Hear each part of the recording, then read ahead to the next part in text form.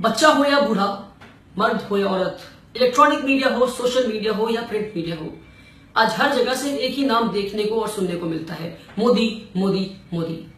कोई मिस्टर मोदी को गालियां दे रहा है तो कोई मिस्टर मोदी को मसीहा बनाकर बैठा है। तो आज का ये वीडियो मैं उन लोगों के लिए बना रहा हूं जो मिस्टर मोदी को मसीहा बनाकर बैठे हैं। So through this video today, I will prove it to you that Mr. Modi is no मसीहा। बट जब मिस्टर मोदी देश के प्रधानमंत्री नहीं थे तो 1 अप्रैल 2010 में कांग्रेस ने जीएसटी बिल लागू किया। जब कांग्रेस ने जीएसटी बिल लागू किया और देश के प्रधानमंत्री मिस्टर मोदी नहीं थे, तब मिस्टर मोदी का जीएसटी के बारे में क्या कहना था, आइए सुनते हैं। इस संबंध में गुजरात सरकार ने और भारतीय जनता पार्टी का स्टैंड बहुत साफ है। जीएसटी के संबंध में हमने कहा है कि आपकी जीएसटी का सपना तब तक पूरा नहीं होता, तब तक साकार नहीं हो सकता, जब तक कि आप पूरे देश में टैक्स पेयर के साथ आईटी इंफ्रास्ट्रक्चर का नेटवर्क नहीं बनाते। जीएसटी कभी सफल नहीं हो सकता। जीएसटी कभी सफल नहीं हो सकता। जी हां, जैसा कि हमने देखा कि मिस्टर मोदी ये कहते हैं कि जीएसटी इस देश में कभी नहीं आ सकता और जीएसटी इस देश के लिए हानिकारक है।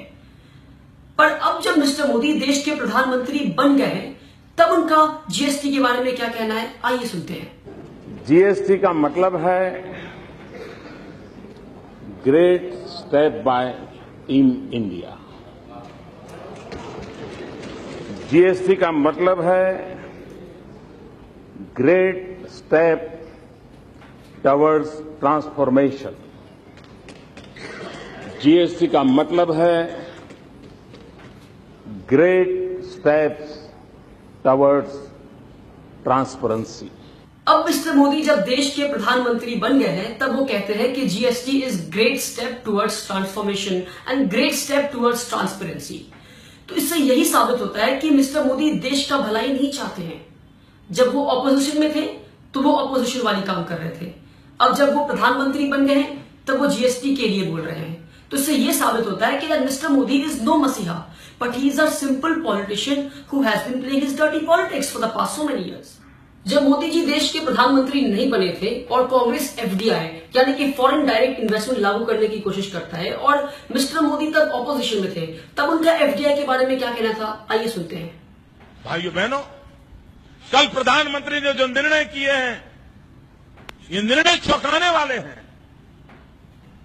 अब किराना कौन बेचेगा? विदेशी लोग।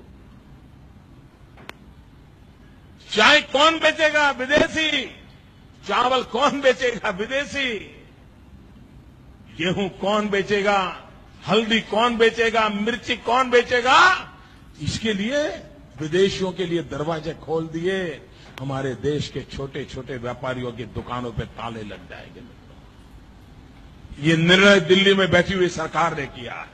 जी हां, जैसा कि हमने सुना कि मिस्टर मोदी ये कहते हैं कि अगर देश में एफडीआई आ गया तो देश का किराना हो, चाय हो, हल्दी हो या चावल हो, हर कोई विदेशी बेचेगा और जो छोटे मोटे व्यापारी हैं देश के, वो बर्बाद हो जाएंगे। पर जी नहीं, जब मिस्टर मोदी देश के प्रधानमंत्री बन जाते हैं तब उनका एफडीआई के बारे में क्या कहना है, आइए सुनते हैं।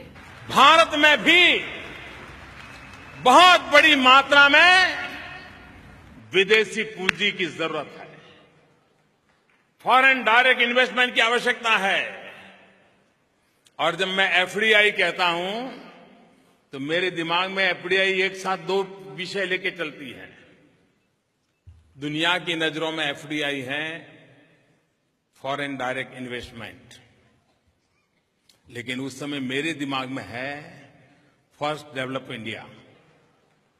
फॉरेन डायरेक्ट इन्वेस्टमेंट की आवश्यकता है। जी हां, मिस्टर मोदी कहते हैं कि देश को एफडीआई की जरूरत है। मिस्टर मोदी कहते हैं कि एफडीआई यानी first develop India. Ladies and gentleman, once again this is what we call this hypocrisy. जब वो ऑपोजिशन में थे तो ऑपोजिशन वाले काम कर रहे थे। So one person who has 2 faces, one person in 2 different positions acts in 2 different ways. This is a sign of a hypocrite.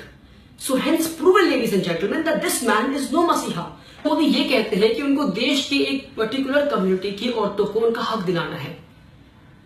पर जो लोग ये वीडियो देख रहे हैं, मैं उनसे ये कहना चाहता हूं कि जब मिस्टर मोदी अपना एफिडेविट भरते हैं स्टेट असेंबली इलेक्शन के लिए, तो उसमें वो मेंशन करते हैं कि आई एम सिंगल, पर एक साल बाद 2014 में जब वो सेंट्रल इलेक्शन की एफिडेविट भरते हैं तो उसमें लिखते हैं, I am married. Ladies and gentleman, this man is not sure about his marital status. Mister Modi अपनी वाइफ जशोदा बहन को आज तक उनकी हक नहीं दे पाए, तो बाकी देश की औरतों को उनका हक कैसे दिलाएंगे? Ladies and gentlemen, try and understand that this man is no Masiha, but he is a simple hypocrite man. आप जो वीडियो देख रहे होंगे आपको मुझ पे बहुत ज्यादा गुस्सा आ रहा होगा, सारे भक्तों को मुझ पे बहुत बहुत ज्यादा गुस्सा आ रहा होगा कि ये क्या कह रहा है। मैं बस आपसे सारे भक्तों से सिर्फ एक बात कहना चाहता हूं, एक बार अपना हाथ अपने दिल पर रखकर एक सवाल कर ले कि ये जो बच्चा आज वीडियो में कह रहा है क्या वो सही कह रहा है या गलत कह रहा है। जी हाँ, अगर मैं गलत कह रहा हूँ तो मेरी वीडियो को ना देखें आप, पर हाँ अगर मैं सही कह रहा हूँ then stop supporting Mr. Modi and stop giving him the tag and the label of Masiha, because he is not a Masiha. He is a dirty politician. Thank you so much.